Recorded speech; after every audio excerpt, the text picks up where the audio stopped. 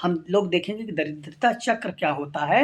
ये UPSC mains में question आ चुका है कि हमारा होता क्या है। तो देखो बच्चे, बहुत एक सरल सी बात है, समझना बात को। अगर दरिद्रता चक्र का मतलब कि गरीबी का दुष्चक्र, कैसे एक आदमी गरीब होता है और उसकी जनरेशन गरीब होती हुई चली जाती है। तो जैसे मान लीजिए उदाहरण के लिए कि कोई आदमी मान लीजिए कि क्या है, बेरोजगार है। अगर मान लो कोई बेरोजगार है, तो जो बेरोजगार व्यक्ति होगा, तो बताओ उसके पास शिक्षा होगी? नहीं होगी। उसके पास बेहतर स्वास्थ्य होगा? नहीं होगा। यानी जितनी बेहतरीन चीज़ें होंगी मानव संसाधन के निर्माण में तो होंगी नहीं होंगी। तो देखो बच्चे, अगर आपके पास बेरोजगारी है तो बेरोजगार आदमी के पास क्या आय नहीं होगी? अगर आय नहीं होगी तो शिक्षा स्वास्थ्य में खर्च नहीं कर पाएगा। जब शिक्षा और स्वास्थ्य में खर्च नहीं कर पाएगा तो उसकी स्वास्थ्य में नहीं करेगा तो खराब सेहत हो जाएगी। शिक्षा में खर्च नहीं करेगा तो उसकी शिक्षा अच्छी नहीं होगी।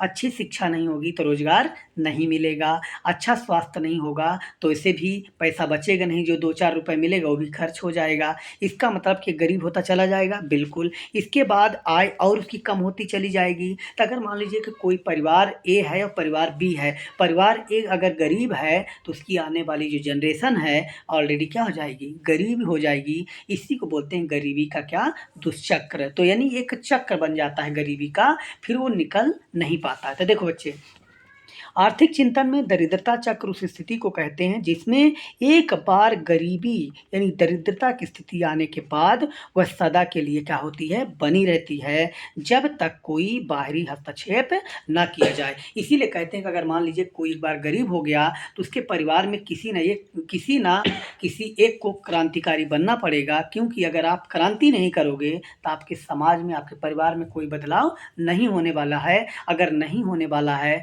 तो आपकी जनरेशन चाहे 1, 2, 3 कोई भी आए, वो गरीब होती हुई क्या हो जाएगी, चली जाएगी। इसका मतलब देखो बच्चे, बोला जा रहा है कि कोई व्यक्ति या कोई क्षेत्र जब कभी गरीबी से पीड़ित हो जाता है तो उसकी स्थिति के कारण दूसरों की तुलना में कुछ हानियाँ झेलनी पड़ती है। इन हानियों के कारण गरीबी की दशा से बाहर नहीं निकल पाता है और दरिद्रता का एक चक्र बन जाता है, जिसे हम दुष्चक्र कहते हैं। फिर देखो बच्चे, इसमें गरीब और अशिक्षित रहने की अधिक संभावना होती है। अशिक्षित है तो उसकी अच्छी जीविका या रोजगार नहीं होंगे, और रोजगार नहीं होंगे तो गरीबी क्या होगी, और बनी रहेगी। और आगे चलकर इसको हम क्या बोलते हैं बच्चे, कल्चर ऑफ पॉवर्टी यानी गरीबी की संस्कृति बोलते हैं। कि मतलब कि बोलते हैं अरे भाई ये तो हमेशा से ही गरीब चला आ रहा है, मतलब वो हमेशा गरीब रह जाएगा। इसी को हम बोलते हैं डिजीज ऑफ पॉवर्टी। इसी को हम बोलते हैं गरीब की बीमारी या गरीबी की बीमारी की संस्कृति। तो वो लोग बोलते हैं कि अरे इसका तो स्वास्थ्य हमेशा से खराब है, ये तो बेचारा हमेशा ही गरीब रहता है। तो इसी को हम बोलते हैं बेटा